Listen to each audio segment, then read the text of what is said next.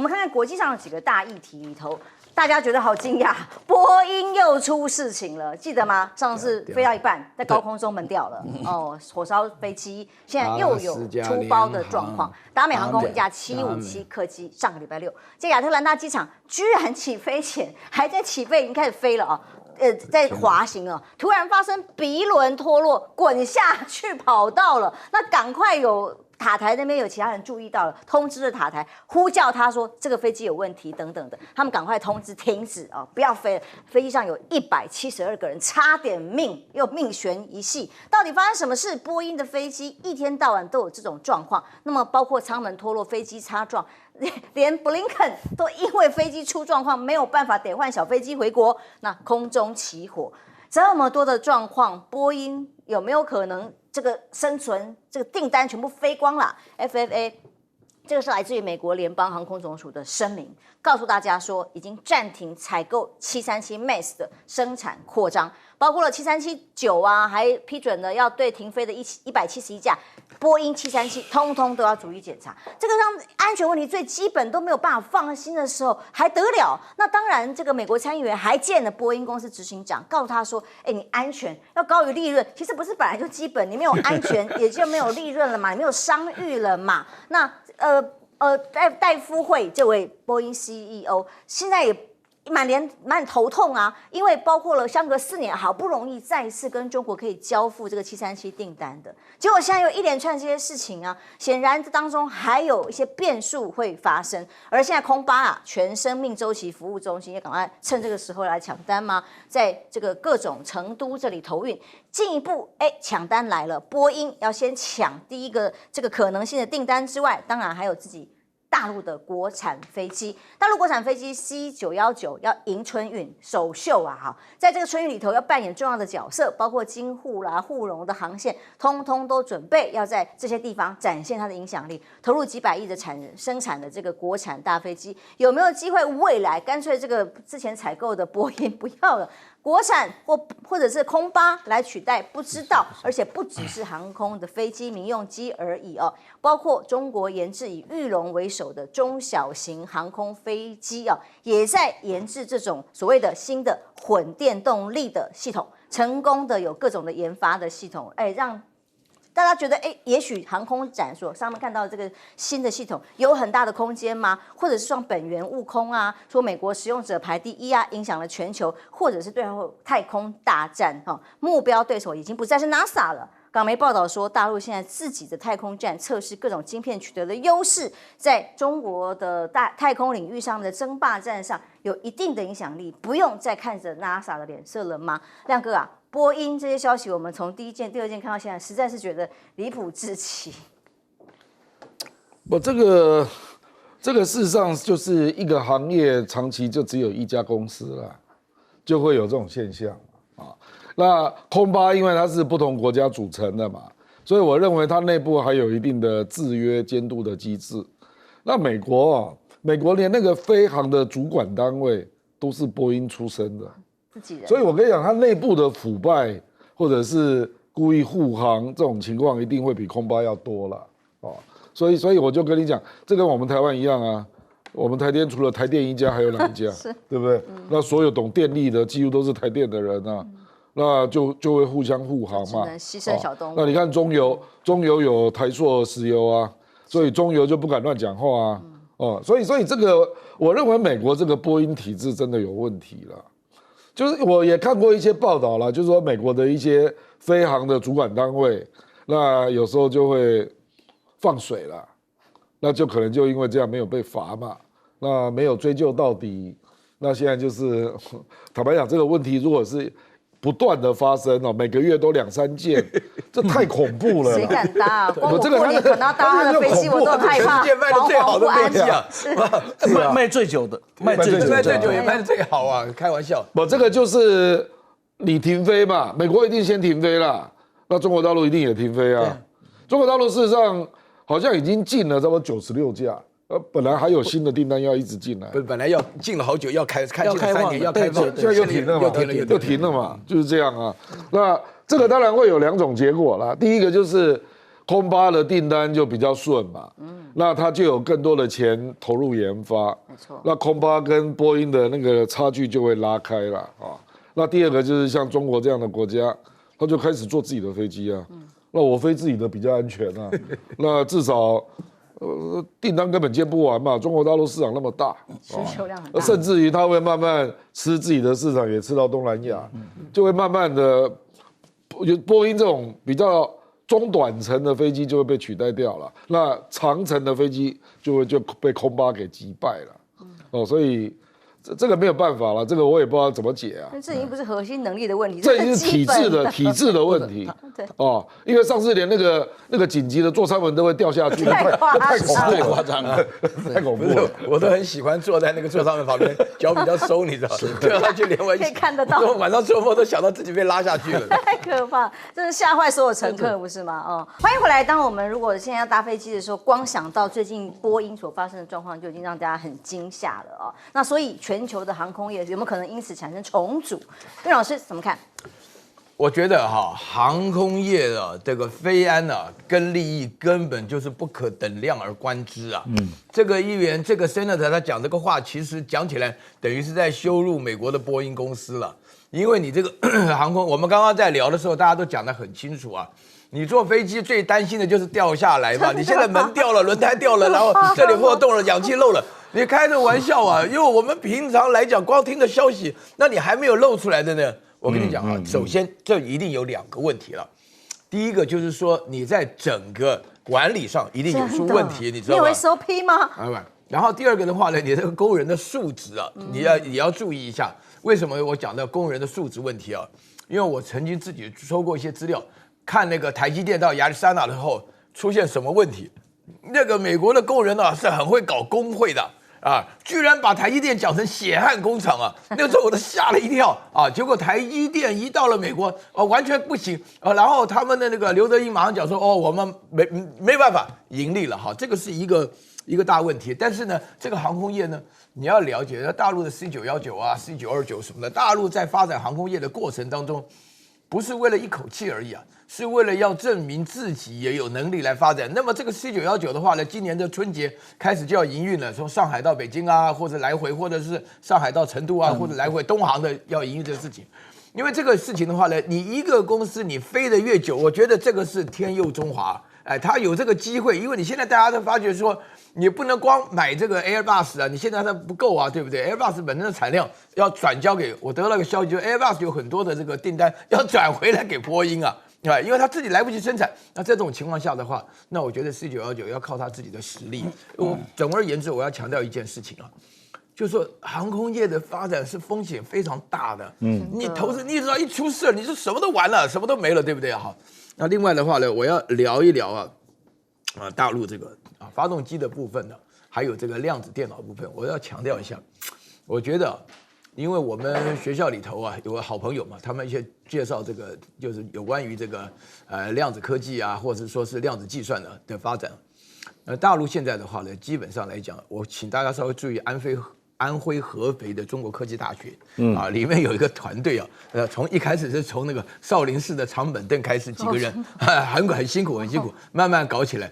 现在搞起来的话，他们在发展的整个过程当中的话，是有一些具体的成果而且呢，就是说，因为这涉及到数学人才涉及到物理人才，在量子的计算当中的话，那大陆本身来讲呢，目前为止有一句话，我觉得大陆他们心里都非常清楚，就是说呢，这个呢，在资讯时代之后，在这个互联网时代之后，现在在比的是比量子计算的能力，就是比算力了你要了解这个算力，当然虽然我们哲学家对讲到算力的话，如何应用是大家都在关怀的问题，但是实际上也说明大陆本身这个发展上来讲的话呢，是想要跟世界先进国家做比较的，飞快的在进步当中。欢迎回来。当对于飞安，大家最关注的就是安全嘛。那如果像波音这样一再的发生这种离谱的事件，当然对它的市场占有还有民众的信任度一定大打折扣波音是标准的先见不老先低压早的结果为什么呢？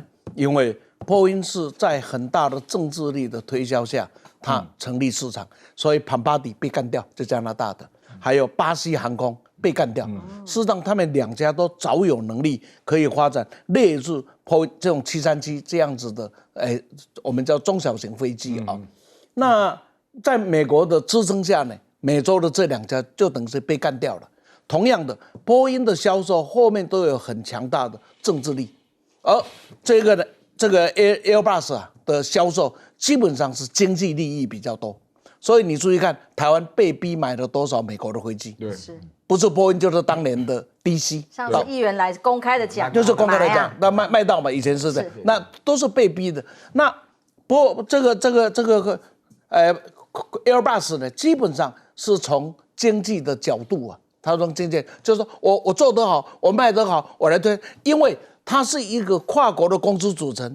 而法国也没有足够，虽然最后主张是挂法国的牌子，法国在国际的政治力要去逼迫人家买啊，大概是难。所以波音呢，就在美国政治力的这一种扶持下呢，他忘了他自己是老几，因为我只要有政治力出面，你就要买嘛，那么没什么了不起，这一个差别。第二个，波音呢为了节省成本，它的零组件现在包给海外啊，非常非常的多。不是包给海外不对，不是全球化不对，而你不能亲自的去掌控到这些零组件的时候，而且跨海去拥有的时候，你的压力就很大了。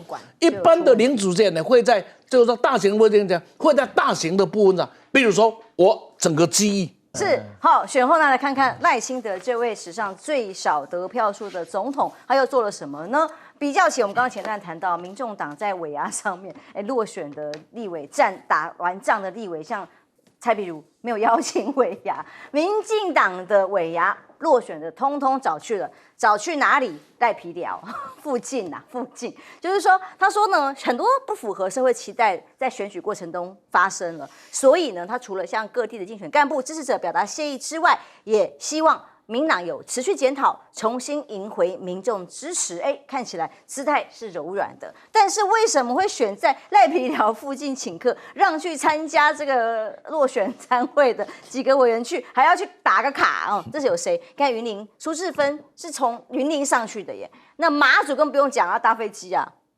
台东赖坤成也是啊，台坤成后来还是因为这样去了赖皮寮附近餐厅吃饭嘛，后来跑去打了个卡，他自己也称赖皮寮，好不好？然后跑到新北万里去吃饭，到底是为什么？当然，帅花明将军在我们节目上来分析，这个是个性，这个是他的政治性格。你们选战当中就打我的赖皮寮，到自始至终他都没有正面的回应，那所以干脆我就凸显，管你们的，我选赢了，怎么样？我就是在这里选上了。意味非常的强烈，那以至于这种个性被认为是不是很直傲呢？甚至主不可怒而兴师，将不可温而制战，这是他认为的。那么如果未来我们三军统帅很容易在两岸的严峻情势里面，动不动就是这么的故事，就是这么的，只要我喜欢，没有什么不可以的话，当然不可预测性跟风险就会很高咯。而赖清德现在面对的4大的社会问题里头，选战当中大家讨论过，现在只是更明显的把它总结出来，发生在我们的整个数据里面而已。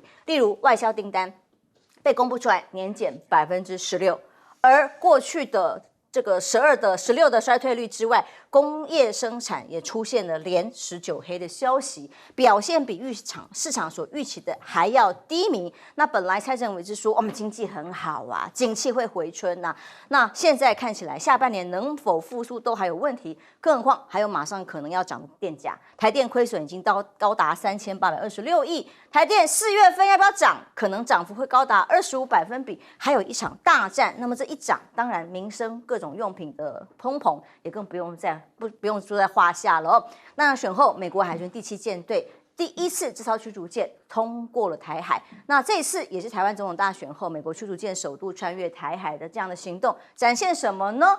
华府智库说，中国5年内无力犯台，有能力可以封锁它。当然，刚刚讲舰队通过，民进党政府就强调宣传说这是代表对美国对台湾的支持，但是是这样吗 ？CSIS 美国的华府智库是说，未来5年可能会爆发军事冲突的可能性低，但是可能会对台湾采取孤立隔离封锁甚至像1996年中国在台湾边境的大规模军演一样。学者说法很多啦，也说可能万一被逼着这个赖清德被美国要求做一些很危险的决定的时候，那就更危险啊。所以各种预测都有。那台湾自主性在哪里？我们只看到了今天新兵入伍了，他们在剃头的过程当中，家长很担心，因为现在兵役已经延长为1年了。那么担心的是什么呢？当然会不会成为第一次要上战场这第一批人呢？家长的忧心忡忡。那当然，接下来台海的安全，也就是大家最担心的一件事情啊。选前大家喊了这么多，但选后目前局势仍然是如此。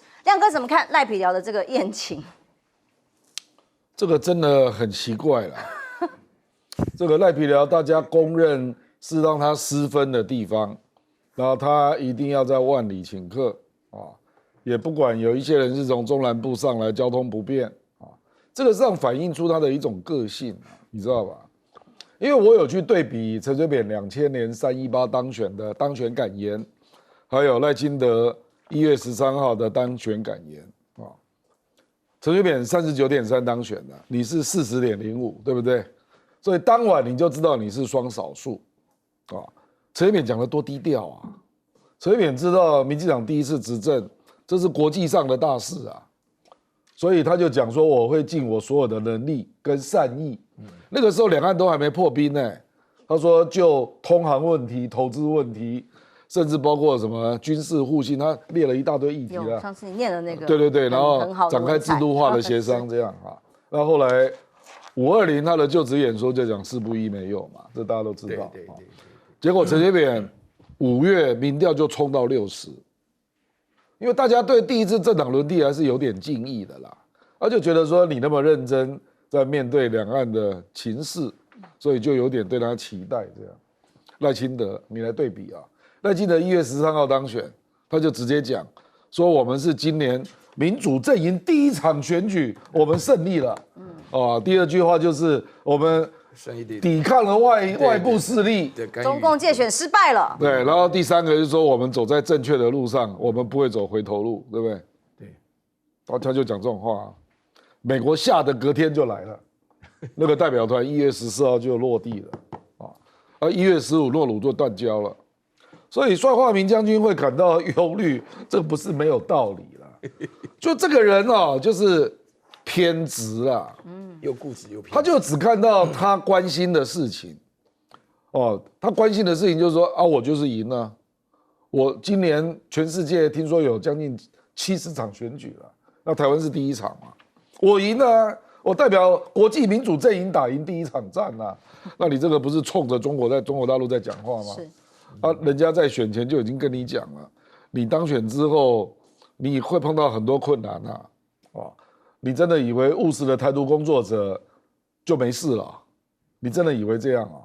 事实上，我最近一直在重复一个观点啊，我说陈水扁跟蔡英文好歹是努力过的，那他们只是因为你没有讲出两岸定位，所以大陆还是已读不回嘛。可是2个人都是没有交补考卷，都是59分啊，你赖清德是0分你要搞清楚啊，赖清德你是0分啊。因为你从来没有交过考卷，你知道吗？你对两岸的议题从来没有交过考卷啊，所以人家对你的努力是根本看不到的啊。在这种情况之下，你还嗨成这样啊！所以你看，他从诺鲁断交之后，他就不讲话了，终于被当头棒喝，开始知道问题有多麻烦。可是我也不知道他要干嘛比如说我现在也没有看到民进党的败选检讨啊。他可能认为我就是赢啊，你的选票少了17%，你的立委选成这样，你是党主席我现在没有看到败选检讨，所以你看那个一大堆民进党的人昨天抓到王志安就扑上去了，终于找到一个可以转移焦点的地方，是，就连1450全部出动，党公职全部出动，攻击王志安，顺便报仇民众党。对，贺龙让柯 P 有那么高分，赵少康上你的节目，对不对？通通来大报仇。道德标准现在突然好高哦。我就是大报仇啊，就是因为你赖清德没有做败选检讨嘛，所以你没有在党内酝酿一个自我检讨的氛围嘛，你还请大家到赖皮聊嘞，所以你去看，你如果是这种氛围，你根本就认为你赢了，你知道吧？所以大家现在是要追杀谁造成我们选票降低啊？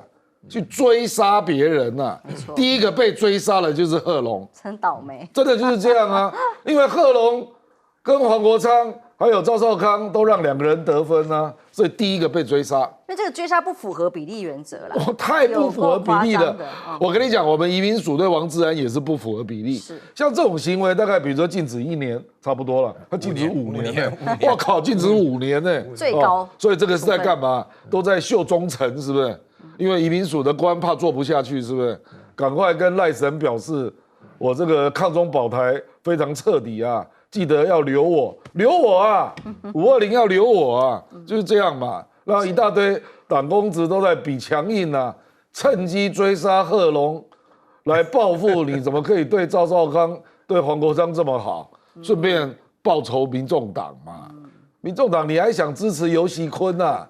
你不要蠢到这样吧。是，刚刚有最新的消息，记得吗？民众党前秘书长谢立功踢爆说，黄珊珊到现在还有双重党籍。第一时间的时候，陈世涵怎么出来讲的？哎呀，我们是柔性政党啊，所以我们是不在乎有没有双重党籍等等。可是民众党的刚刚中评会已经召开临时会，做出了决议，不分区立委如果在2月1号以前没有辞掉另外一个政党的党籍的话，就不能够接任不分区立委哦。所以黄珊珊这一关，他当时参选台北市长是无党籍，他现在如果不辞掉原本的亲民党这个党籍，他就没有办法担任不分区。所以民众党当然这种还在各种的斗啊、什么斗法呀，还在持续当中。但是委员怎么看？像赖清德这个做法，我觉得偏要在万里。是在整个结果先讲那个王志安被民进党修理，我也觉得很奇特啊，因为基本上他是在节目里面，他是批老共啊，对，批老共的，对，那也就是说，现在靠过来的这些在大陆靠过民进党这些小心了。当你的利益跟民党冲突的时候，对，当场把他干掉，就说跟老共一样，他们的那说法是一样的，是这样我这是批老共。还有一个绿媒说他是中国卧底、对不对？所以记住啊，你要跟民党在一起，就好好的拥抱，绝对的效忠，不可以有任何一点点的偏差。我为了我的价值啊，都和你死啊，它就是一个很好的例子。这是民进党的混乱。第二个呢，就我们简单的再来看赖清德的这个事，你不是说要公益信托吗？又忘记了。那认真你就输了。从你上一段的话题延续。哎呀，我怎么这么笨呢？我跟你讲过，我忘记了呢。因为既然要是公益信托，就表示这个房子的存在是不妥。但我不知道要怎么处理，所以我用公益信托在选举把它给过关了。那选举一过，逃鬼心得鬼也就算了，还要在这里什么彰显？对，我就是在这里被你们打的，我就要在这里站给你看。啊，不你被安怎？这种嚣张固执的个性，绝对是蔡化民将军所讲。其实不是蔡将军讲，我们所有的人大概都有这种感觉。当两岸发生冲突的时候，你的主观的情绪影响了你的决断。比如说，当时这个台南市议会200多天不进去啊，你有道德的制高点没有错，但是那个制高点却把你的应该存在的法治完全的践踏。同样，这也是一个道理哦。全国都认定这是一个违章建筑，除了民进党的选举团队不认定之外啊，全部都是认定的，认定到你必须要公益信托。结果你在这里什么？在这里要验情，这是告诉大家，没惊，恁别掉啊，这弯刀。这种嚣张，这种郑丰兄可能证明了这是龙穴。对，小心呐，龙会变虫啊！我跟你讲，气要多接近。对，但是气的都不是正气的，都是负气的，因为都是落选的。哎呀，来要搞负得正的，有道理，对吧？所以啊，不要玩这些游戏。你这样的做法的确是让人家恐慌的，因为孩子就在这几天剃了光头，要去当1年的兵，而他们未来的总统是一个可以负气，然后为自己的一己的执念呢，可以恶干到底的人。所以爸爸妈妈当然担心。当然，对，教授，我就觉得说是这个刚刚2位委员呢，他们我自己啊，确实有一种强烈的感觉，因为我没有刻意的凸显，但是因为我成长的环境，目前选后接触的人，他们都会觉得这个赖清德呢，其实在表现呢，选前的时候呢，很固执、很偏执，选后呢，很嚣张、很得意。所以说呢，这个有的时候呢，感觉到，因为我有的时候就是讲说，你会让，因为我记得印象很清楚，就是陈水扁刚选上的时候，唐飞当行政院长啦，钟玲啦当你要记得这是个动作，这是个姿态。啊，这个姿态要做出来，为什么呢？亮哥常常强调，拜托，你现在是全民的总统啊，哎，你现在不是这个，光是照顾民进党一党而已啊，对不对？而且的话呢，你之前的话呢，除了赖皮聊以外的问题，你自己本身讲到，大家都会发觉这个事情啊，又是强的，又哭了5次嘛，为了这个家里成长的环境，哭了好多次。那一个总统的话呢，赖皮赖到这种地步，那现在表现这么固执，又这么得意，又这么嚣张，那你要对于整个群体当中有60%人觉得很不安心啊？为什么呢？有3种人会觉得很不安心啊。那第一个的话呢，就是美国人觉得很不安心啊，你等于是逼美国人要直接兑现他自己的实力，美国人基本上没有准备好啊，但是美国人又不能够说我完全不行啊，所以说是一方面派人来搞。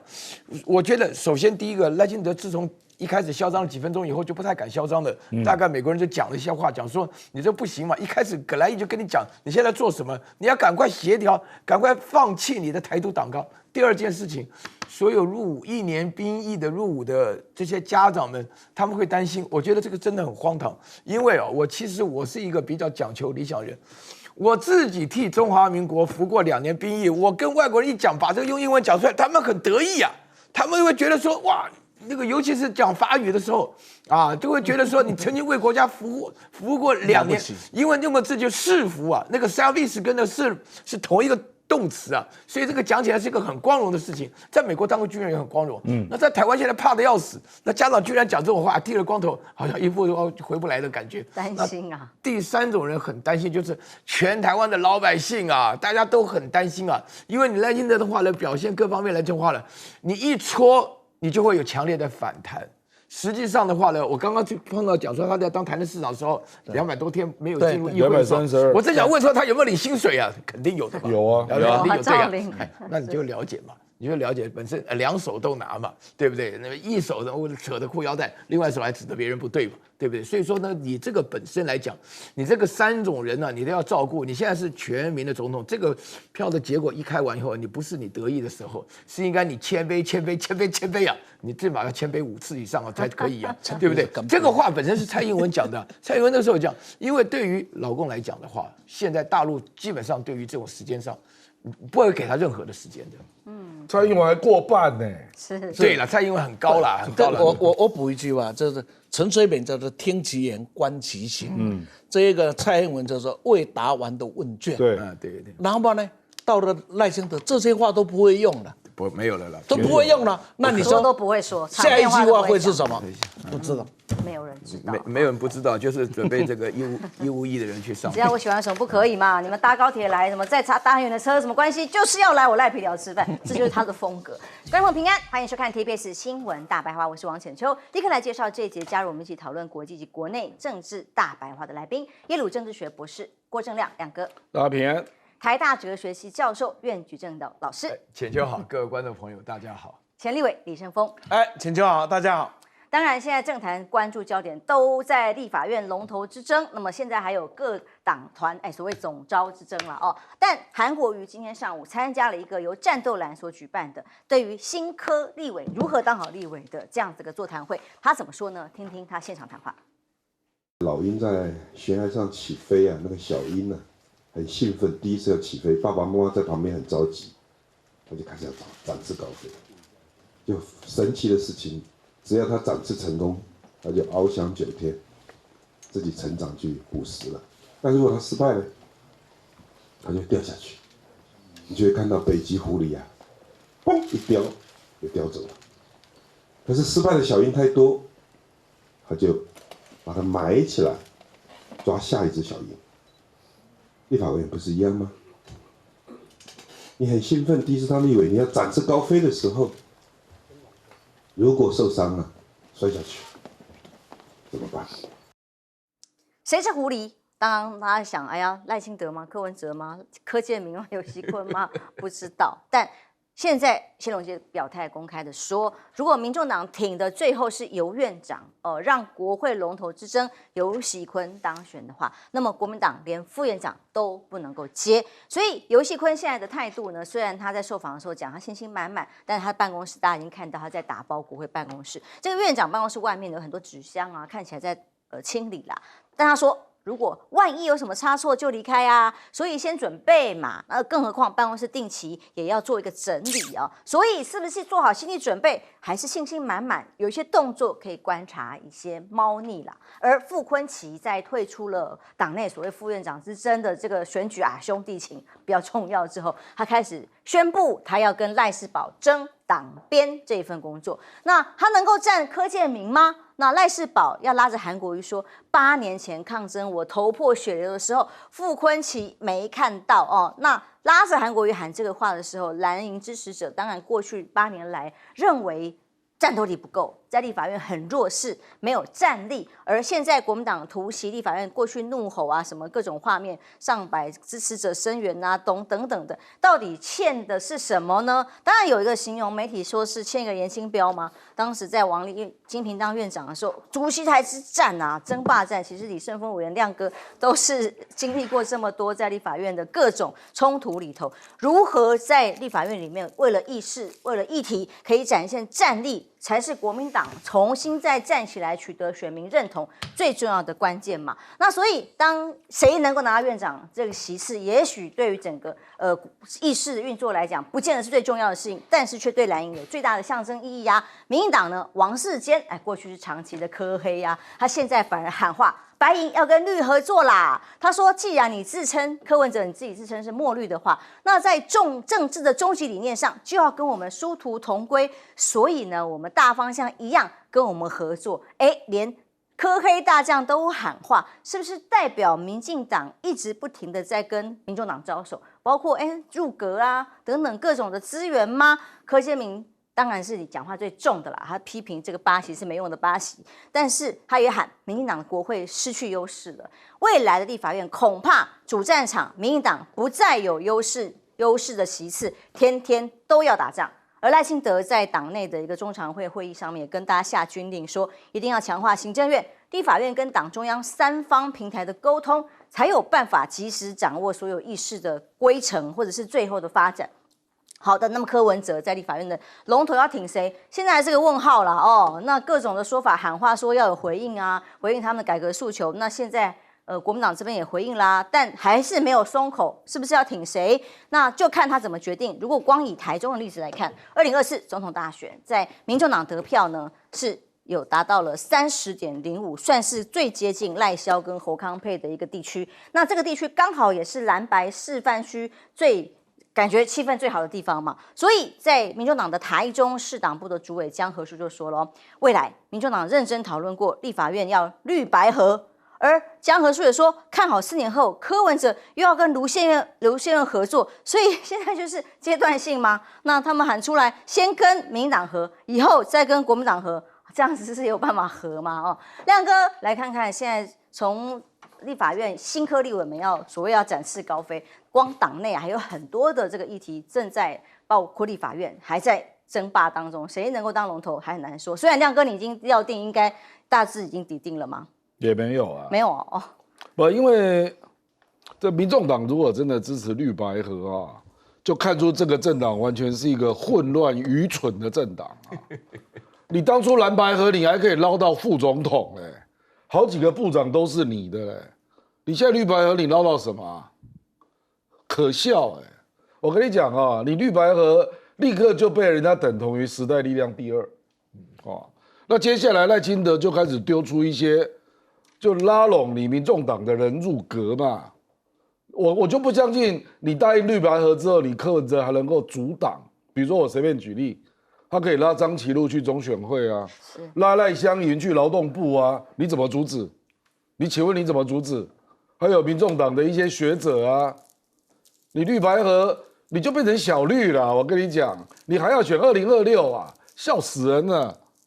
你就去搞好了啦，就让人家看出你的愚蠢啊、混乱啊。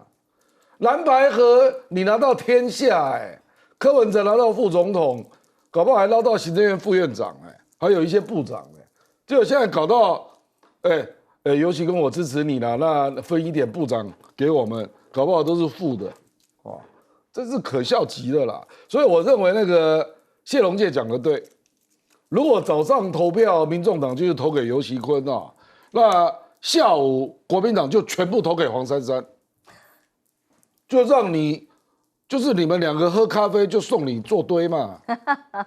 不要那边假意玩什么，哎呀，早上投给游锡堃，下午投给这个江启臣，笑死人了！全世界没有人这样搞政治的啦，要这么权谋，大家都来搞权谋啊！你早上投给游锡堃，下午国民党立刻变盘，通通都可以投给黄珊珊。我看你民众党要不要监督浅见国造？就这样啊。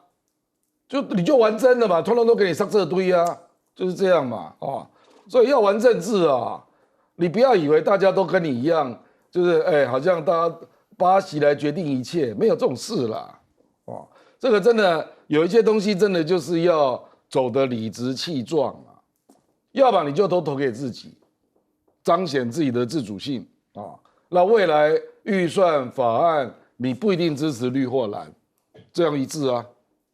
不然你就跟蓝的结合，你就是纯在野党，那就比拼你跟国民党谁问政问得好嘛，谁监督得好嘛。我并不认为国民党有几个人能够赢过黄国昌啊。如果真的是比拼问政监督啦，所以我的意思是说，你不要那边搞乱的说哎呀，我早上投给游锡堃，下午投给江启臣，那这是什么路线啊？你告诉我啊。这个除了展现你的权力之外，你凸显了什么路线？没有嘛，只是展现说我有巴西我可以决定这个决定那个就是这样嘛。那我就不跟你玩，我下午通通都投给黄珊珊，让你们上这堆啊，让你绿白合啊。我跟你讲，民众党最不愿意见到的就是真正的绿白合，因为他们就没有话讲了。我跟你讲，他第一优先是投给自己了，第二优先投给蓝白了，那第三优先就是我们讲的投给绿跟蓝啦，最后一个就是绿白了，因为他就不能够让选民明目张胆看到我在绿白合你就道德破产、路线破产、竞选完全说假话、破产到底所以你早上投给游锡堃黄珊珊就准备当副院长了啦，就是这样啦。我认为这样玩才玩得彻底啦。补充一下谢龙介的说法，他是说，如果上午真的民众党支持了游锡堃的话，那下午的话，国民党应该立刻开会决议投自己，表态不接受羞辱式的副主席，意思就是说，不能够让所谓的副院长再由他们来决定江启臣，这意思了。对，所以自己选我自己现在我就选我自己那你这样两席都变成民进党了，就民进党投给谁，你的策略比他好，是不是？没，就是民进党投给谁，谁当选嘛。那你这样就会变成一个笑话嘛。是，所以你蓝白加起来是远远超过民进党嘛，结果搞到最后正负都是民进党，对，那不是笑话吗？真的。所以我认为国民党应该再奸诈一点，全部投给黄珊珊或者黄国昌。黄国昌让他留在问政的这一边呐，因为最想跟绿的合的就是黄珊珊啊，那就让他成真嘛，对不对？委员怎么看呢？现在因为民众党动向未明，那但是选前讲的好像跟选后的不一样选后讲说要以理念、国会改革为主，大家来回应不回应的如果还支持的话，他也无所谓吗？你觉得有所谓吗？当然有所谓我当然无所谓假如大家那么在意的话，柯文哲的票从哪里来？柯文哲的票讲话最大的特点，这初一十五不是柯文哲讲话像月亮初一十五不一样在乎吗？不在乎。所以一个人的性格是一生的胜利累积而出。因为我曾经用这样的方法，我应付过关，到时候笑一笑有没有？太安呢，那就结束了嘛。我们有讲过，对，我们也必须要了解，在立法院也好，在政坛也好，本来就是要狡猾如狐狸，凶残凶猛如虎豹就这样子。所以呢，这个问题上我分几个角度来看。第一个，我先讲这个韩国瑜的那一段话，我很抱歉，哲学境界蛮高，这要靠你来解析。我马上要解析。我听不懂。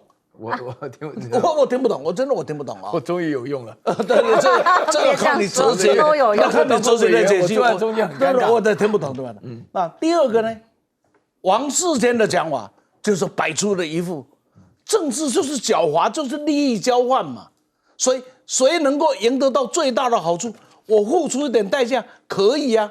你要当副院长，我给你啊；你要当部会首长，我给，因为执政权在我的手上嘛。我就开始跟你调啊，你心不心动？不心动则己息。然后呢，心动以后你放心，一张嘴，两个嘴唇，要怎么吹，要怎么变，他有的是方法啊。这现在就拉回到议长的这个选举，我认为刚刚呢这一个阿亮的警告啊都是对的，应该民众党不会蠢到在第一阶段呢就亮票了。不会，这是亮给的应该在第二阶段。第二阶段，因为第二阶段呢，只有两组候选人，这院长2个，这个副院长2个都是国民党跟民党，国民党没有第3个人，也就是说，这个时候他是要投的。这时候怎么投？他们党团可以做很多事啊，一个是可下令我们投自己，让他们2党自己结，这是一个方法；一个呢，就是说。我们下令，我们要支持投给谁，党来做决定，就是这样。第3个不是很好的一个方法吗？党团决议，党团自主啊。党团决议的结果，假如是开放投票呢？你告诉我，把名单打开，喜欢韩国瑜的有几个？喜欢国民党的有几个？不喜欢国民党、不喜欢韩国瑜的多或者是少？我借开放投票之名嘛。秘密投票之名，最后这跟我民众党无关嘛？会不会发生？开放投票，我为什么？这党的第二阶段，我第一阶段听党的嘛。第二阶段我们党团决议开放的，除非柯下令不可以，柯会不会下这个令？不会，我不知道。我知道黄珊珊喊过团进团出，但不知道结果会怎么样。不，喊过的都不算数嘛。他已经不是喊过说我4大改革，民进党一句话不说话，也不说一句话。可是呢，国民党说我支持啊，然后呢，说过说我们光这个传播有回应吗？回家刷牙比较快啊。所以很抱歉啊，在这里我们在猜什么？我们不如用狐狸的性格，不如用利益的性格来看这样，不要把他唱的高调啊。因为所有的政客要干尽坏事之前，一定要唱高调，因为没唱高调就没有正当性嘛。但是唱高调，一方面是让自己有正当，一方面是要将别人的军嘛。结果被将军的人说我同意。那现在呢？照道理你应该马上回应才对啊，还要讨论什么？要加第5个条件、第6个条件吗？是吧？所以在这些里面呢，我只有简单的结论：当王世坚发出呼声的时候，他就告诉我们，就是一个狐狸，有实力的就是虎豹，欠缺的就是狐狸。那么小党要生存，我不用道德的角度去看它，就是用狐狸的角度去看它。第一，他一定不会在第1轮去投民进党，因为一投当场这个党是挂掉的，因为你从头在骗我们嘛。对，从头是在骗嘛，是吧？所以大概还不会蠢到那种地步。遮遮掩掩的，第2阶段再说。第2阶段党团自主，怎么样？自行投票啊。那你说谁的票会比较多？答案出来了。OK。听起来我得到的结论是，他们讲的话我们认真就输了，是这样吗？都没有错。哲学解析，我这个左右两边的耳膜都快破了，他们都很激动啊。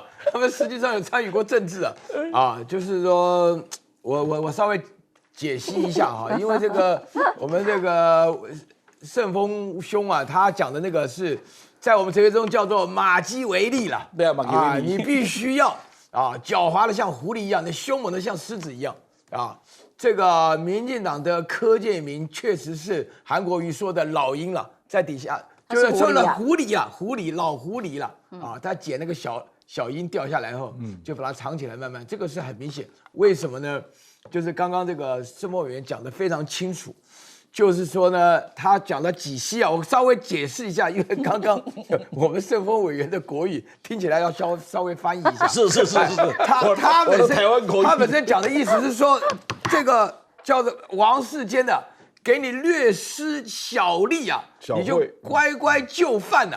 哎，你就那位你刚刚提到讲说什么中委会主席什么的，这些人都是土蛋啊，祖宗烧了高香变成立法委员啊，突然一下发觉不得了。我觉得呢，这个整体来讲，刚刚听到两位的分析啊，我真的是非常非常难过。我说想起来啊，有一位也是政界的老前辈啊，叫朱高正啊，他留下一句名言啊，他政治就是高级的骗术啊，高明的骗术。我跟你讲哈，原来啊，就是我们选民已经容忍柯文哲到什么地步，就是他可以变。他可以乱说话啊，他可以被人家讨厌的话呢，他自己乱讲他心里要的，然后事后又不认账。那个2亿美金到现在都没有交代啊，对不对？大家都记得很清楚啊。但是现在突然下，他认为，春过了无痕，什么都没有了。所以说，我要请大家强调一点，我今天听到你们讲法，我一直在笑的原因，我在嘲笑自己，因为我本身是教哲学的，我对政治还有一点期待，有点理想，知道吗？我们认为这是一场战争与和平的选择，那不大家都在讲这个话吗？黄国昌也在讲说民党贪腐啊，还拉着馆长在一起讲啊，对不对？然后呢，我们本身来讲的话呢，那个欧桂芝讲的，这是一个博雅与低俗的之间的选择啊。我觉得这里面说了大实话的人就游锡堃了，游锡堃民主时代不要廉耻啊！如果不要廉耻，你们讲的都对，根本就不如他。游锡堃书上都讲要什么礼义廉耻，从现在开始我也不要廉耻了，那可以吗？不让他比赛不要廉耻啊，对不对？快了不行，不是快了，我绝对不会了。但是我不是你，我跟你讲，千万不可以沉沦。我跟你讲哈，因为这不沉沦，因为我自己本身跟年轻人接触，现在年轻人本身就。这个价值错乱到什么地步？有的时候我真的不忍心再讲，因为昨天我们还在聊了一下，对不对？价值非常错乱的情况下，跟我们的政治所表现的非常有关了。因为我这几次坐在亮哥旁边呢，他都越讲越激动，耳膜都快破了，你知道吗？因为他会觉得说这个民众党本身在柯文哲底下，但是我跟你讲，亮哥，你可能要失望了。为什么？因为我们是个总统制的国家，不是内阁制的。他们这些委员、立法委员如果说王世坚略施小惠啊，像你讲的这么清楚的话，他们可以把自己的人格啊，把自己的信用都卖掉。既然都可以，民主时代可以不要廉耻，所以我觉得游锡堃你不要打包了，你留着吧，你留着继续不要廉耻吧，是比较好的了。问题是小草真的会买单吗？我还是相信不过大家是有王世坚预测自主判断柯文哲通常都错了。真的，不龙王吗？他讲，我跟你讲，柯文哲是变的了，柯文哲一下1+7，1下墨绿的，就常常在变的了。